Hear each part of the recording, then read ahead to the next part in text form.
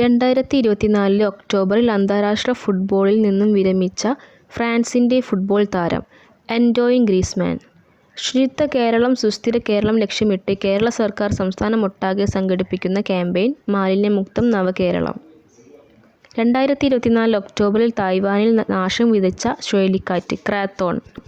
Hockey India ലീഗിൽ Delhi എസ്.ജി Pipers ടീമിൻ്റെ ഡയറക്ടറും മെൻറ്ററുമായി നിയമിതനായ മലയാളി പി.ആർ. ശ്രീജേഷ്.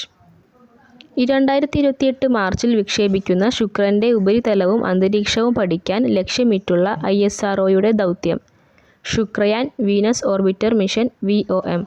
പൊതുവിദ്യാലയങ്ങളിലെ ബിരുദതല പൊതുപ്രവേശന പരീക്ഷകളിൽ വിദ്യാർത്ഥികൾക്ക് ഉന്നത വിജയം നേടുന്നതിന് പരിശീലനം നൽകാൻ KITE Kerala infrastructure and technology for education ആരംഭിച്ച പദ്ധതി. Key to entrance. 78ാമത് സന്തോഷ് ട്രോഫി ഫുട്ബോൾ ചാമ്പ്യൻഷിപ്പിൻ്റെ വേദി ഹൈദരാബാദ്, തെലങ്കാന. നഗരഗതാഗത നവീകരണത്തിനുള്ള ഹഡ്കോ ബെസ്റ്റ് പ്രാക്ടീസ് അവാർഡ് 2024 നേടിയത് കൊച്ചി വാട്ടർ മെട്രോ. 63ാമത് സ്കൂൾ കലോത്സവത്തിന് വേദിയാകുന്ന ജില്ല തിരുവനന്തപുരം.